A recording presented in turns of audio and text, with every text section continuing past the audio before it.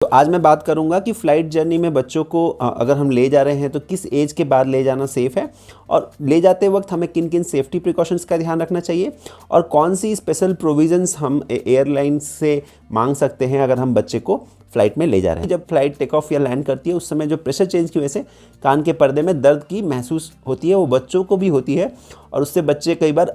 बहुत ज़्यादा रोने लगते हैं। बहुत सारे पेरेंट्स की ये क्वेरी आई थी कि किस एज के बाद हम अपने छोटे बच्चों को लेकर प्लेन में ट्रैवल कर सकते हैं। कई बार पेरेंट्स ये जानना चाहते हैं कि अगर बच्चा 1 महीने से कम उम्र का है तो क्या उसको लेकर हम प्लेन में सेफली ट्रैवल कर सकते हैं, या फिर बच्चा अगर 6 महीने से छोटा है तो हम किन सेफ्टी प्रिकॉशंस का ध्यान रख के प्लेन में ट्रैवल करते हुए बच्चे के साथ। तो ये क्वेश्चन बहुत पूछा जाता है। इसका स्पेशली ये कारण है कि आजकल लोग कहीं और रहते हैं, काम कहीं और करते हैं, तो अधिकतर पेरेंट्स क्या होता है कि बड़े सिटीज़ में दिल्ली, मुंबई, बेंगलोर ऐसी सिटीज़ में काम करते हैं और बच्चे की डिलीवरी वहाँ होती है। फिर डिलीवरी के बाद वो चाहते हैं कि बच्चा अपने नानी के घर या दादी के घर चला जाए, तो उस टाइम पे उनको ट्रैवल करने की ज़रूरत पड़ती है। तो वो सोचते हैं कि क्या हम एरोप्लेन से ट्रैवल करें या ट्रेन से ट्रैवल करें, एरोप्लेन में ट्रैवल करने में कहीं बच्चे को कोई दिक्कत तो नहीं हो जाएगी। और ये चीज़ मेरे साथ बहुत ज़्यादा होती है क्योंकि मैं बैंगलोर में प्रैक्टिस करता हूँ। तो बैंगलोर में अधिकतर पेरेंट्स ऐसे हैं जो कहीं और के नेटिव हैं, तो वो वापस अपने जो उनकी ओरिजिनल जहाँ पर वो रहते हैं उनके परमानेंट एड्रेस या फिर जो नेटिव सिटी में जाना चाहते हैं, तो वो सोचते हैं कि कैसे जाएं, ट्रेन से जाएं या फिर प्लेन से जाएं। प्लेन पे जाएंगे तो छोटे बच्चों को लेकर कहीं हमें कुछ प्रॉब्लम ना हो जाए। तो इसका बहुत एक क्लियर एग्जांपल आया था मेरे पास लास्ट वीक ही। एक पेरेंट्स बच्चे को ले जाने के लिए उन्होंने 36 घंटे की ट्रेन की जर्नी बुक की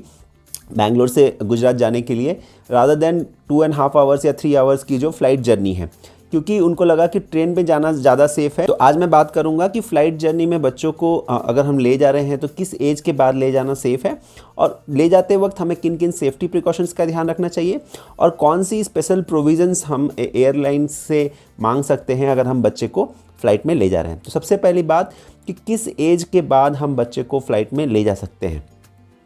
तो देखिए, इसका तो कोई क्लियर गाइडलाइंस नहीं है, बट जो जनरल एक कंसेंसस है, कंसेंसस मतलब जो एक अग्रीमेंट है, डॉक्टर्स जो इस बात पे समझते हैं कि ये चीज़ ठीक है, वो ये है कि आप बच्चे को जब बच्चा 1 महीने से 6 वीक्स तक का, मतलब जब बच्चा 1 से 1.5 महीने तक का हो जाता है तो आप उसको ले जा सकते हो फ़्लाइट में, बशर्ते कि बच्चे को कोई प्रॉब्लम ना हो, कोई लंग्स की या हार्ट की कंडीशन की प्रॉब्लम ना हो, बच्चा टर्म बेबी हो, मतलब जो टर्म बेबी जो मैच्योर बेबी होता है, ऐसे बेबी जिसको कोई हेल्थ कंडीशन नहीं है, तो वो बच्चा जनरली 1 से 1.5 महीने की एज के बाद ट्रैवल कर सकते हैं एरोप्लेन में। उनमें जनरली कोई अलग से प्रॉब्लम नहीं होती है। और इसमें ये रहेगा कि अगर आपका बच्चा प्रीटर्म है, मतलब बच्चे का बर्थ वेट कम है या फिर 37 वीक्स के पहले बच्चा हुआ है या उसको कोई हार्ट की या लंग्स की कंडीशन है या फिर कोई डिजीज़ प्रॉब्लम है, तो उस सिचुएशन में ज़रूर आपको स्पेशल कंसिडरेशन की वजह से अपने पीडियाट्रिशियन से चेकअप करा के उनकी परमिशन के बाद ही लेके बच्चे को एरोप्लेन में ट्रैवल करना चाहिए। और इसके साथ मैं ये भी क्लैरिफाई करना चाहता हूँ कि अगर इमरजेंसी है और कोई अगर प्रॉब्लम नहीं है तो टर्म बेबी को लेके आप इमीडिएटली आफ्टर बर्थ भी फ्लाई कर सकते हो, बट वो आइडियल सिचुएशन नहीं है क्योंकि बहुत सारी प्रॉब्लम्स हो सकती हैं। तो उसका मैं डिस्कशन आगे करूंगा कि फ़्लाइट में ट्रैवल करने के वक्त बच्चों को क्या क्या दिक्कत आ सकती है और हम किन सब प्रिकॉशंस का ध्यान रखना हमें ज़रूरी है। अब बात करते हैं कि जनरली अगर बच्चा फ़्लाइट में ट्रैवल कर रहे हैं छोटे बच्चे, तो क्या प्रॉब्लम्स फेस कर सकते हैं। तो देखिए, एक तो जो प्रॉब्लम होती है कि फ़्लाइट में या फिर कोई भी क्लोज स्पेस में जब बच्चा जाता है तो वहाँ पर बहुत सारे लोग एक छोटी सी स्पेस में होते हैं और वहाँ एयर रीसर्कुलेट करता है। तो इससे क्या होता है कि मान लीजिए किसी को कोई सांस में प्रॉब्लम है, सर्दी खांसी है या कोई इन्फेक्शन है, तो वो बच्चे को लगने के चांसेस रहते हैं। और छोटे बच्चे चूँकि उनकी इम्यूनिटी इतनी स्ट्रांग नहीं होती है तो उनको इन्फेक्शन लगने का चांस एक रहता है, बट ये कोई बहुत मेजर प्रॉब्लम नहीं है, हल्की सी पॉसिबिलिटी है, बट ये कोई सीरियस कंसर्न नहीं है। दूसरी चीज़ जो होती है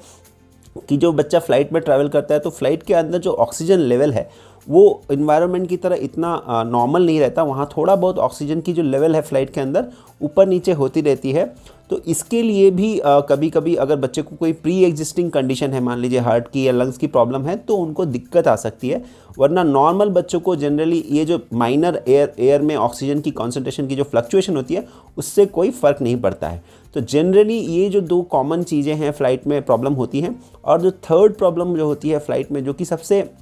ज़्यादा कॉमन है, वो ये है कि जब फ़्लाइट टेक ऑफ करती है या लैंड करती है तो जो एयर प्रेशर है उसमें चेंज आता है और उसकी वजह से क्या होता है कि कान का जो हिस्सा है उसमें कान के अंदर प्रेशर की चेंजेस की वजह से कान में दर्द होता है, जो कि हम लोगों ने भी एक्सपीरियंस किया। एज अडल्ट भी हमें वो चीज़ फील होती है कि जब फ्लाइट टेक ऑफ या लैंड करती है उस समय जो प्रेशर चेंज की वजह से कान के पर्दे में दर्द की महसूस होती है, वो बच्चों को भी होती है और उससे बच्चे कई बार बहुत ज़्यादा रोने लगते हैं। तो ये एक प्रॉब्लम है जो कि काफ़ी कॉमन है और ये होने के चांसेस रहते हैं। अब इसमें ये रहता है कि अगर किसी को सर्दी है यानी कि जिसका नोज़ ब्लॉक है, उन बच्चों को ये प्रॉब्लम ज़्यादा होने के चांसेस रहते हैं। तो इस सिचुएशन में क्या करेंगे वो मैं आगे बताता हूँ वीडियो में। तो ये 3 प्रॉब्लम्स जो मैंने बताया कि इन्फेक्शन लगने के चांसेस रहते हैं, थोड़ी चीज़ एक और जो बताया कि थोड़ी बहुत ऑक्सीजन की फ्लक्चुएशन होती है जब फ्लाइट में ट्रैवल करते हैं, और थर्ड चीज़ ये जो कान में दर्द होता है। तो आगे बात करते हैं कि कौन कौन से प्रिकॉशंस हमें लेने की ज़रूरत है जब हम फ्लाइट में ट्रैवल कर रहे हैं। तो सबसे पहली चीज़ जो मैंने बताया कि फ़्लाइट में ट्रैवल करते वक्त जो प्रॉब्लम होती है कि एयर प्रेशर चेंज होता है जब टेक ऑफ और लैंडिंग होती है, तो उस समय पे क्या होता है कि कान के पर्दे में दर्द होना शुरू हो जाता है, क्योंकि कान के बाहरी और अंदर हिस्से में प्रेशर के डिफरेंस की वजह से कान के पर्दे पर स्ट्रेस पड़ता है या फिर उस पर खिंचाव आता है, तो जिसकी वजह से कान के पर्दे पर दर्द होती है। तो इसको कम करने के लिए हमें स्वॉलोइंग मूवमेंट करना होता है। तो अडल्ट्स को जनरली हम च्यूइंग गम लेने के लिए बोलते हैं। तो पीडियाट्रिक्स में तो बच्चों के लिए हम ये कर सकते हैं कि उस टाइम पे अगर आप बच्चे को बॉटल फीड कर रहे हो, पानी भी पिला रहे हो या फिर मिल्क भी बॉटल से अगर पिला रहे हो तो फीड कर रहे हो, या फिर ब्रेस्ट फीडिंग भी अगर आपके लिए पॉसिबल है फ्लाइट में तो अगर आप कर रहे हो, तो उससे क्या होगा, स्वॉलोइंग मूवमेंट से ये जो प्रेशर जो अनइक्वल हो जाता है वो इक्वलाइज हो जाता है और जो ईयर पेन है वो रिड्यूस हो जाता है। तो अगर आपको लगता है कि आपके बच्चे को ईयर पेन हो रहा है जब बच्चा ट्रैवल कर रहा है फ्लाइट में टेक ऑफ या लैंडिंग की वजह से, तो उस टाइम पे आप बच्चे को अगर फीड करते हो, बॉटल फीड करते हो या ब्रेस्ट फीड करते हो, तो डेफिनेटली ये पेन रिड्यूस हो जाता है। अगर आप बॉटल फीड या